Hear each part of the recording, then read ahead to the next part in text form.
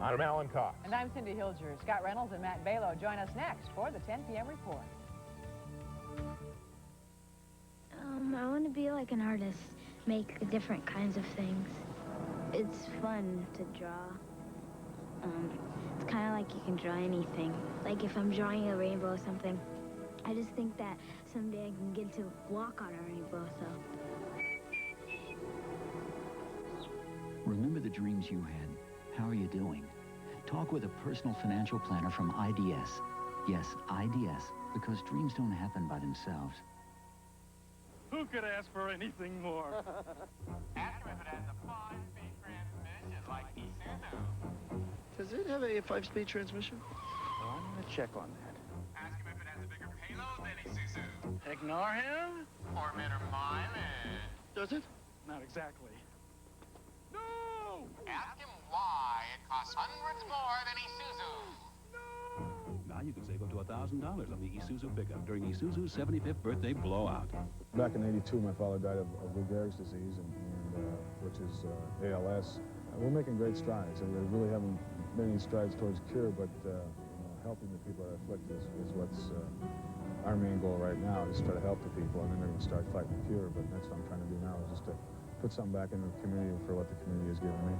Well, I keep telling everybody, as soon as we get this thing cured, I'm going to have a party at the Dome, and hopefully we can.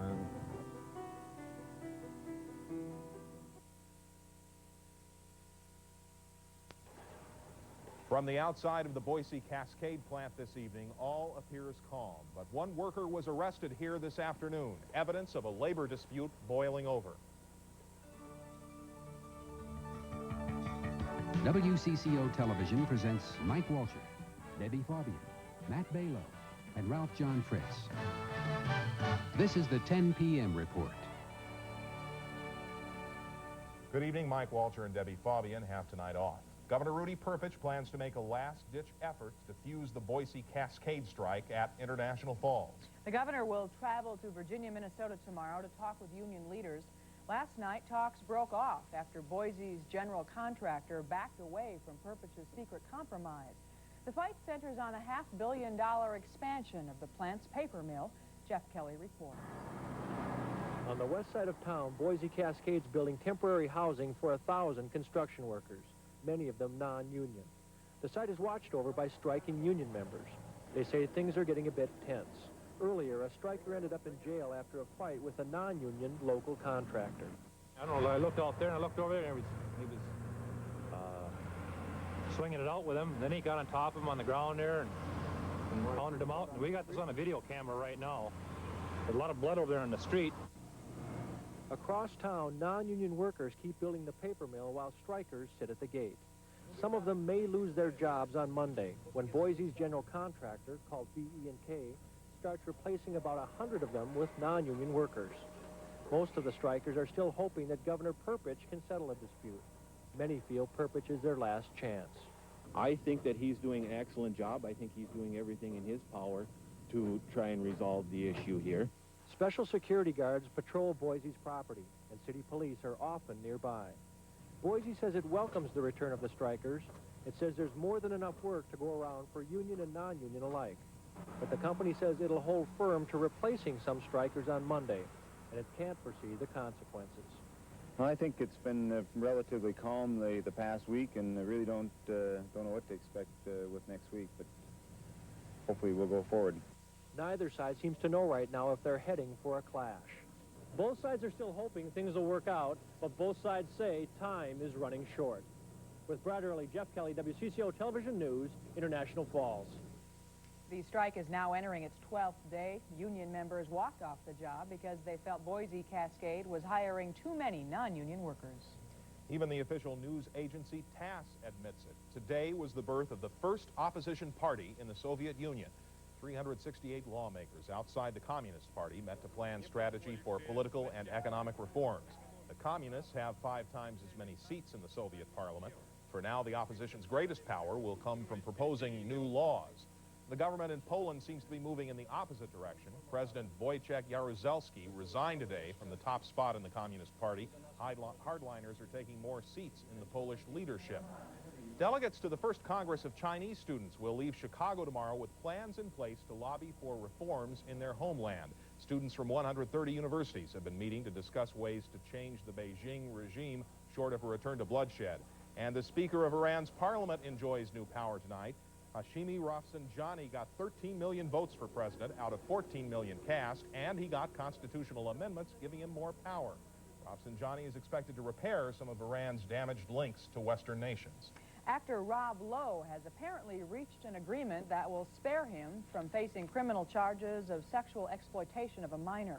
A prosecutor in Atlanta says Lowe has agreed to perform 2 years of community service in Los Angeles. Lowe is still the target of a lawsuit by the mother of a 16-year-old who allegedly appeared in sex scenes on a videotape last year. An army of more than 7,000 firefighters are trying to control brush fires in 3 western states. More than 2,000 people have had to leave their homes in Central California. 5 homes have been lost just this weekend. More than a dozen aircraft dumped water and chemicals trying to contain those fires. Firefighters are at risk because the dry winds change direction so quickly. And temperatures in the canyons could top 100 degrees tomorrow. Thousands of rubber ducks were dumped into the Mississippi River today. It was a rubber duck race to raise money for Camp Confidence. The ducks are owned by sponsors, each of whom pledged money to the camp, which is a camp for developmentally disabled kids.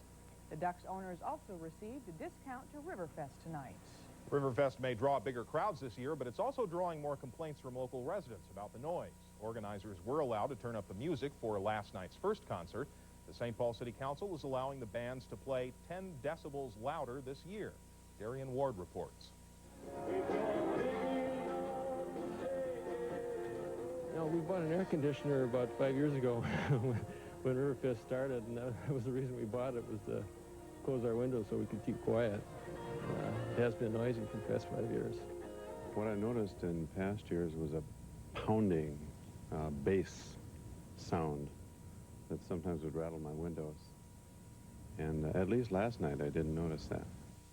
Depending on how you see it, Bob Stevens and the rest of his neighbors have been tolerating or enjoying the sounds of Riverfest for years without ever leaving their homes. This year, the decibel level has been increased to 110. It could have been a problem, but so far it's not. Last night I could hear it because my bathroom window was open, but it wasn't that bad. I didn't have any problems dealing with it. It sounded good to me. Even though the decibel level has been cranked up this year, one reason why some homeowners aren't feeling the full effects is because the main stage has been turned lengthwise across the site and away from residential areas. We monitored it last night, and they monitor it for the peaks and the valleys, and of course, the average. And interestingly enough, the average was 104, which is closer to the 100 that it originally was than the 110 that were allowed. It's just something I think you have to put up with in the neighborhood. You know, we've tried to fight it when it first came out, but we've learned to accept it, I think, in the rest of the neighborhood here. Darian Ward, WCCO Television News, St. Paul. According to residents Darian spoke with, the noise from Riverfest concerts travels at least 2 miles from the band shell.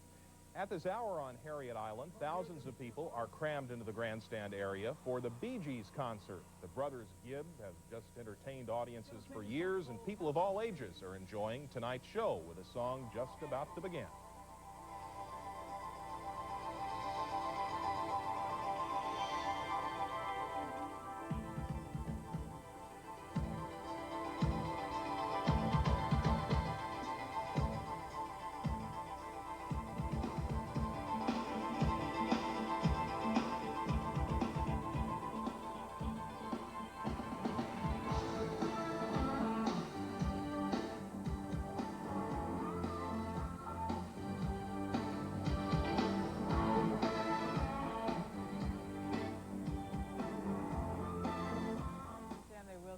Eventually they'll sing. Lots of instrumental music. Very nice. You won't see it here, though. There's a lot more ahead tonight on the 10 p.m. report. After weather, the captain of United Airlines Flight 232 has been visiting a certain ballpark since the tragic crash in Iowa, and today he got a special award. And in sports, we'll recap tonight's Twins game against the Tigers and find out how Frank Viola feels about plans for his future. But coming up next, we'll look at growing pains. Are the pains real or psychological? A For Your Child report next. Evaluation committee is in your office. This is my husband, Paul. He's under a lot of pressure. But now he's taking charge of his health, eating right by cutting down on cholesterol and saturated fat. That's why I cook with Puritan, with no cholesterol and proven 94% saturated fat-free. Better than any other kind of oil. Your wife calls sneakers before dinner? Hey, Mr. Principal, carry your books? Anytime. Paul's feeling great, and I am too. Puritan. Make it your oil for life. Hold me, never let me go until you use me. When you do, I know you'll always choose me. Let me know that I'm the one for you. It's the one that gets used. U.S. West Direct. Never let me go. This week, turn coupons into cash. Scan this Sunday's newspaper for the Product Movers coupon insert and save over $43. Save on Star-Kissed tuna, Kraft mayonnaise, and Miracle Whip salad dressing. Save on Procter & Gamble Bounce fabric softener. Save on Keebler Magic Middles cookies. And save on Kellogg's Just Right cereal. Go shopping with Product Movers and save. Catch a season It's Agriculture Awareness Days, and the Twins and the Minnesota State Fair have teamed up to offer a Labor Day weekend getaway. The package includes tickets to the Twins-Rangers game August 31st, tickets to the State Fair, hotel, transportation, and more. Reservations must be made by August 14th. Call today. catch a season of excitement. 3 men are in custody in the shooting death of a South Minneapolis man early this morning. The shooting occurred just after 1 o'clock at Side Pocket Billiards on Bloomington Avenue South and Lake Street.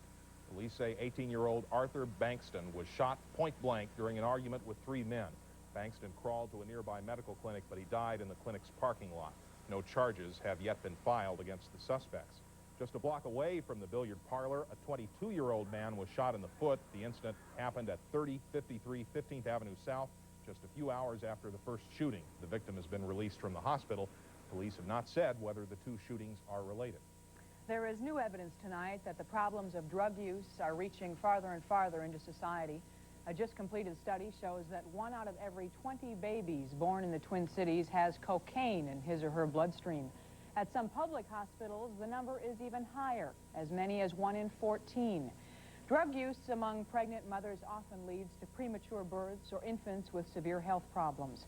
The doctors and nurses who take care of these unsuspecting victims of cocaine abuse met today in Bloomington to discuss ways to treat the problem. This is the first time a survey like this has been done in the Twin Cities, and the people who put it together say they hope that the results will force lawmakers to take action.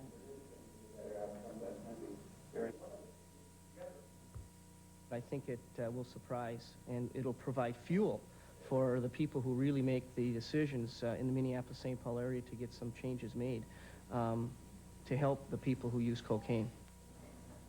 The survey was commissioned by the Minnesota Department of Health and involved more than 4,000 pregnant mothers right here in the Twin Cities. Growing pains is a phrase often used by parents to describe a finicky child, but the phrase has caused controversy in medical centers. Are growing pains related to growing, or are they psychological? Dr. Margie Hogan has some answers in a For Your Child report.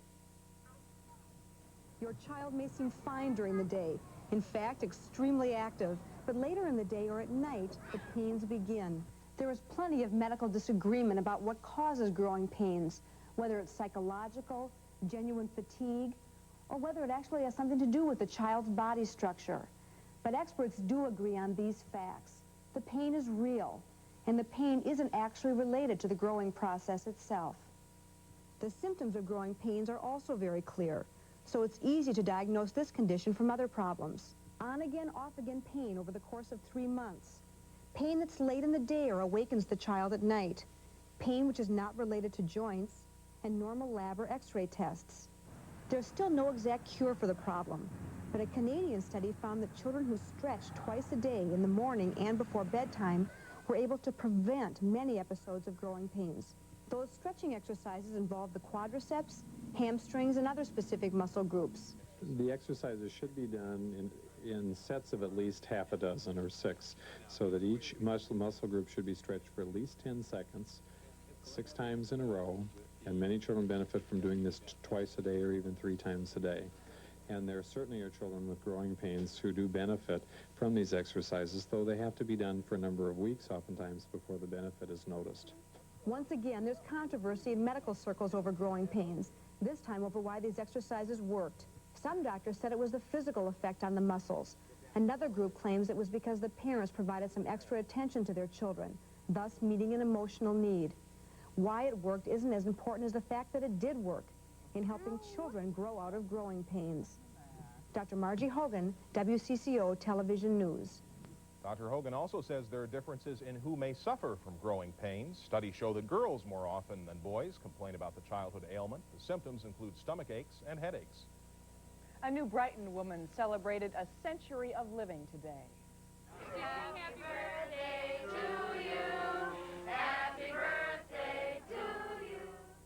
Jenny Arneson turns 100 on Tuesday, and this afternoon, 150 friends and family members gathered at Pike Lake in New Brighton to help her celebrate. Jenny grew up in Montevideo. The daughter of who she calls was a gunslinging sheriff back in the late 1800s. Jenny's secret to a long life: she stays active, and she takes a long walk nearly every day. In a moment, we'll check in with Matt Balow on the forecast. Matt will tell us how the weather is shaping up for tomorrow and for the first part of next week.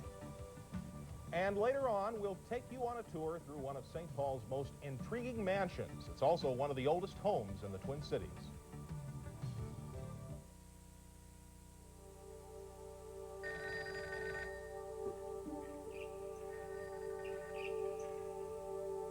Call most places after hours and you may not get quite the answer you're looking for.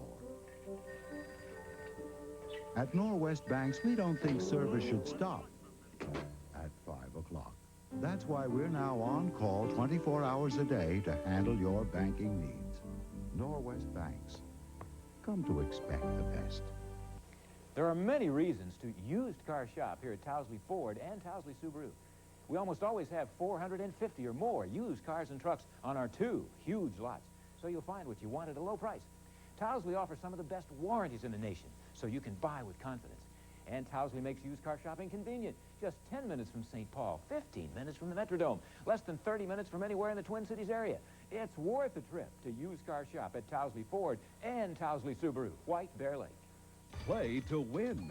Team up with the Minnesota Twins, Coca-Cola Classic, Hardee's, and Channel 4 to play the Coca-Cola Classic Sports Ticket Game. Win trips for 2 to great sporting events, including the World Series, the All-Star Game, the Super Bowl, and more. Plus, win Twins tickets and other great prizes. It's simple. Sign up at any participating Hardee's, then watch the televised Twins games. If your name is read, you'll have 44 seconds to call in and win. Great sports tickets from Coca-Cola, Hardee's, and Channel 4. The skies are going to ignite with thunder as Channel 4 and Wilson Foods present the Minnesota International Air Show, Wednesday, August 16th, featuring the world-famous United States Air Force Thunderbirds. Tickets available through Ticketmaster and at the gate. The Minnesota International Air Show, Wednesday, August 16th at 2 p.m. at the Cambridge Municipal Airport, presented by Wilson Foods and Channel 4. I felt a sprinkle as I went out to Zomerfest this evening. Well, I didn't go to Zomerfest. It was the music I ate. But, you know... Well, for many people, that is going to Zomerfest, and there was a little drizzle action out there. You know, we have Mike off today, and Debbie's also on vacation, and Ralph John Fritz is taking one of his 40 weekends of vacation. And I couldn't get the night off because somebody from the weekend team had to be here at some sort of... We're glad to have you here. Some sort of rule that we have, yes. I'm glad to be here. Nice night out there for over the Zomerfest. You're looking at a live picture out of Tarrant Island. This is some of the concession stands out there. We were hoping to get the Gibbs, but they haven't started singing yet. They're still clearing their throats. Yes, they are. So, nice evening out there anyway. The high temperature in the Twin Cities under the clouds today, 72. The low so far has been 65, and those temperatures within the normals of 83 and 60. And overnight, we did have over an inch of rain out at the airport, 1.11 inches. Currently, it is cloudy. We've got some areas of fog. The temperature is 67, the relative humidity 90%. Wind out of the northeast at 8. Is that the Gibbs? No, that was just a drum roll. The dew point is at 64 and the barometer right now rising. Ridge 29.9600 inches. Here's a look at the satellite picture from last night at this time. A big complex of thunderstorms back in the Dakotas rolled across the state, dropping most of the heavy rains in southwestern Minnesota. It's moved on, and right now we're getting a little redevelopment down in southern Iowa. The low-level clouds that we have around here right now don't show up at all on this satellite picture, but it is in fact cloudy over most of the eastern half of the state right now, and it looks like most of the rain has ended. As much as 5 inches of rain fell with this storm system back in South Dakota overnight. We had 3 3/4 inches fall at Madison, Minnesota. That's in the extreme western part of the state. That was the heaviest reporting station, and over an inch fell across the central part of Minnesota, so everybody got a good dosing of this rainfall. The storm system responsible for all this rain has been moving slowly towards the east, and there's still a lot of warm air pushing up warm, moist air from the south, and that's why we've got the clouds out there right now, but no showers. Most of the dynamics for the shower activity have kind of disappeared through the evening, and right now within 120 miles of the Twin Cities, we don't have anything showing up on radar out there. Elsewhere, here's a look at that radar picture. Nothing going on except a little bit of ground clutter. Elsewhere, they did have some heavy rain down in Colorado Springs. In fact, 2 2/4 inches of rain fell in just 90 minutes just to the west of Greeley, Colorado. Some heavy thunderstorms there, and the rain that was here last night has moved on now, and it's falling in parts of northern Illinois, back in Wisconsin, and also back in central Michigan, but no severe weather to report this evening.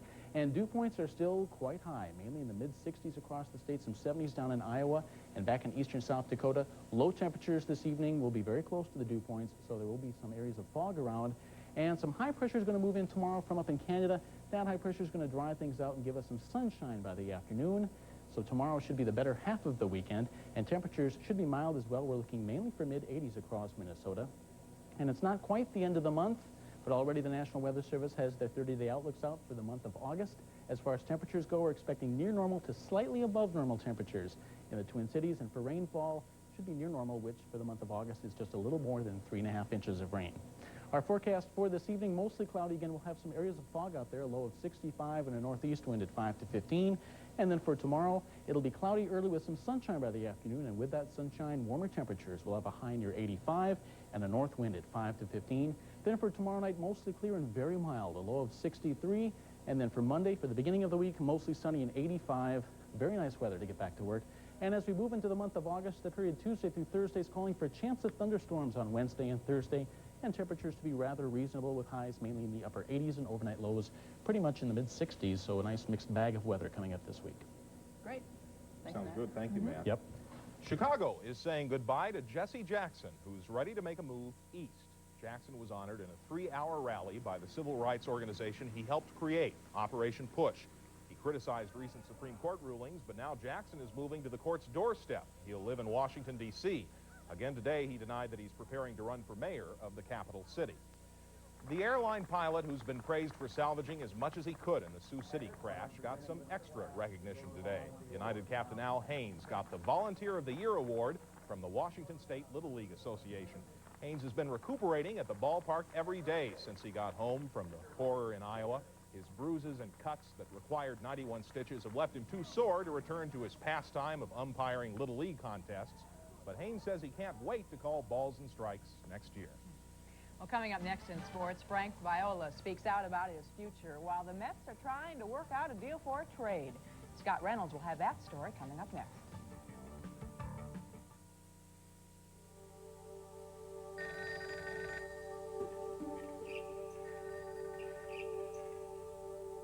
Call most places after hours and you may not get quite the answer you're looking for.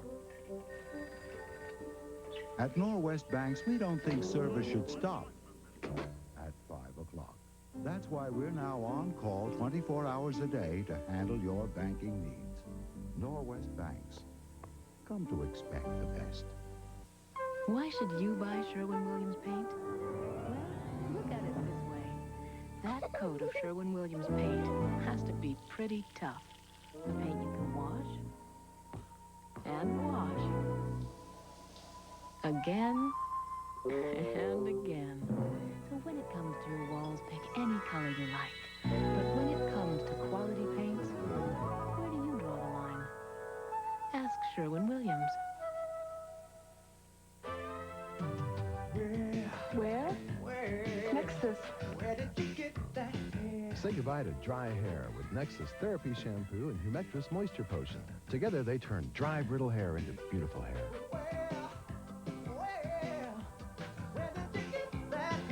Try Therapy and Humectress and say goodbye to dry hair. Only in salons.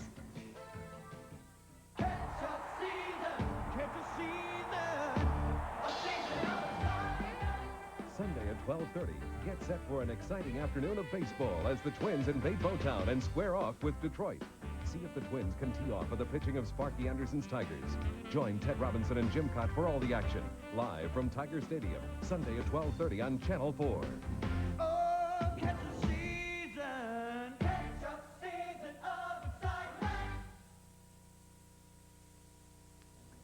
Well, they lost, but the Twins are still whole tonight. And they're still wondering if their big ace will be with them. And he still is, as far as we know, right? Yeah, for $7.9 million, I'd play anywhere, actually.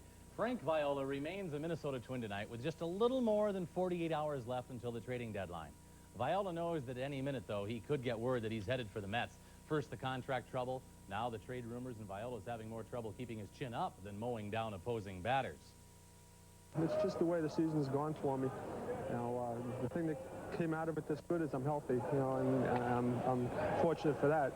I haven't helped the team too much. I hate feeling like the heavy at times, you know, but if people want to blame me, you know, so be it.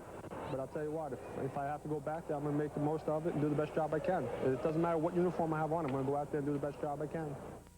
If the Viola trade materializes, watch for it to happen on Monday, the last day of the trading deadline, as both the Twins and the Mets try to get a better bargain in that deal. Well, the Twins hope they've found their next Frank Viola in Mark Guthrie. The rookie got his first Major League start tonight at Tiger Stadium. And despite giving up a run in the first inning, Guthrie refused to rattle in this contest. He kept Tigers hitters off balance, striking out Doug Strange here. The only troublesome Tiger for Guthrie was Gary Pettis, the former Angel. 3 hits, including this RBI single that put the Tigers up 2-1 as Mike Heath came across the plate for Detroit. And Guthrie held the Tigers right there. He foiled a Detroit hit and run in the 6th inning, striking out Gary Ward. Harper guns down Chet Lemon at second base and ends the inning. Still a 2-1 ball game, Detroit in the 8th, when Kirby Puckett sizzles one past Jack Morrison to center field, and after stealing second base, John Moses scores the Twins' second run, 2-2 until the 10th, when Pettis again sends a sinking liner to left off of Gary Wayne. Randy Bush dives, but the ball trickles away right along with the ball game. With 1 out, the runner on second had gambled. Bush would have had an easy double play if he'd come up with a catch. Sort of sums up the season in one play. But a big bright spot, Mark Guthrie, who ironically got a big boost from a lefty he could replace, Frank Viola. He helped me a lot last night, talking to me, trying to boost my confidence up. And that was in the back of my mind all night long when a guy like that tells you your pitches are good enough as long as you can get them in the zone. And he told me all I had to do was, to show the coaches that I can throw strikes. And the Twins and Tigers go at it again tomorrow, right here on Channel 4 at 12:30. You talk about a big RBI night, and you usually figure a power hitter was responsible. Well, not tonight in Kansas City. Willie Wilson knocked in all 5 Royals runs, 2 on this single, and Kansas City kept Baltimore on the losing trail, winning at 5-zip. Remember this guy, Mike Smithson, when he was last pitching for the Twins, had a tough time getting anybody out. Well, this afternoon he handcuffed Cleveland, shutting the Indians out for 8 innings, and Boston went on to win it 5-0. And also, Seattle pounded Oakland 14-6 after scoring 8 runs in the first inning off the A's. Chicago and California right now scoreless in the second inning. The KC victory over Baltimore. Milwaukee is beating Texas down in Arlington. And New York got past Toronto easily 7-2 at Yankee Stadium. Mark Portugal, always the pitcher with big league stuff who couldn't find consistency with the Twins. This afternoon he did a 3-hitter to help beat San Francisco 8-1 in that tight National League West race. The Mets' need for pitching continues to increase. Today, the Cubs hammering New York, pitching for 10 runs, 4 homers. Ryan Sandberg with 1 there off Willie Whitehurst. A 2-run shot. Cubs win it by a count of 10-3. That is the Mets' 5th straight loss. Elsewhere, Philadelphia retired Carlton's number tonight at Veterans Stadium and won the game 6-2 over Pittsburgh. Montreal blanking St. Louis. Cincinnati gets the win at Fulton County Stadium in Atlanta, and the Dodgers and Padres scoreless in the second inning at Jack Murphy. A lot of trade rumors flying around the big league ballparks just 2 days before the deadline for deals, and only one of any significance finalized. The Chicago White Sox traded all-star Harold Baines and infielder Fred Manrique to Texas In exchange, the White Sox pick up shortstop Scott Fletcher, the key to the deal, outfielder Sammy Sosa, and minor league pitcher Wilson Alvarez. The Timberwolves have a winning record after winning 2 of 3 games at the Midwest Review down in San Antonio. The Wolves finishing their trip to Texas with a triple overtime victory over Houston last night. Their first win came Thursday night against Denver when Sam Mitchell led the Wolves with 23 points. The 6'7" forward has never played an NBA game. After finishing up college at Mercer in Georgia, Mitchell played 2 years in the CBA, the last 2 years in France, but now he's got a 2-year deal with the Wolves and 2 wins under his belt. Well, so far so good. You know, it's just practice game, so. You're not really thinking about winning, I guess, at that point, right? But executing? No, we're thinking about winning. You know, we coming to win, but you know, also everybody gets the chance to play. Everybody gets a chance to make the team. That's what this is all about. And if the Wolves don't sign a sharpshooting free agent, it's very likely Mitchell could lead them in scoring next season. Someone will win the richest purse for upper Midwest golfers in Coon Rapids this weekend. The National Car Open celebrates its 10th anniversary at Bunker Hills Golf Course. The $40,000 purse has attracted some of the state's top pros and amateurs. Former Open champion George Shortridge of Pebble Creek Country Club, he shot a 67, good for second. This shot out of the rough on the 10th set the par up, but amateur John Christian from Edgewater is on the heels of Shortridge. He fired a 69. He holds on to 4th place. Edina's John Harris took the overall lead. He tied a course record with a 64, $40,000. Not bad money out there. Not bad at all. And Twins tomorrow. Big news will probably be the game. The trade probably not till Monday. What's your feeling on that? Any ideas? Well, if it happens, I would say Monday. I guess the Twins want to get Ron Darling rather than Aguilera, who's a younger pitcher, but apparently they like Ron Darling a little bit better. And I think Aguilera is actually the better pitcher of the two, but if Andy McPhail wants Darling, he's going to have to probably hold out till Monday. But the Mets would love to have Viola in their uniform right now, but their hitting has gone bad, and the Cubs, of course, pounded their pitching today, so they're having all kinds of trouble. Thank you very much. Thanks. When the 10 p.m. report continues, we'll take you through one of the fanciest homes in the Twin Cities.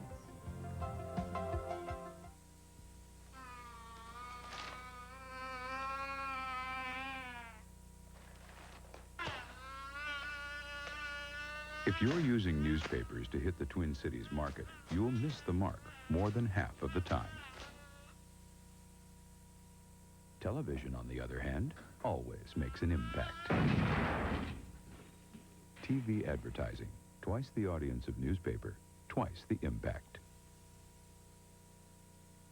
It's been said that when you spend good money on a car, you don't want to spend a lot of time in the shop. The fact is, Buick LeSabre was just named the most trouble-free car made in America, beating Ford, Chrysler, Mercury, even Lincoln. Get the facts. Buick is better. And right now, for a limited time, factory-to-dealer incentives could save you up to $3,000. Or get low 2.9% GMAC financing on most Buick models. But hurry, see your better Buick dealer now. It's almost 7:15. Oh, Good morning. Look out, guys. Ooh, nice tie. Thanks. I'm out of here. Not without breakfast. Oh, it's George. Are there any donuts or anything? Who ate the pizza? This is a lot smarter, guys. Smart Start cereal bars, the new from Kellogg's.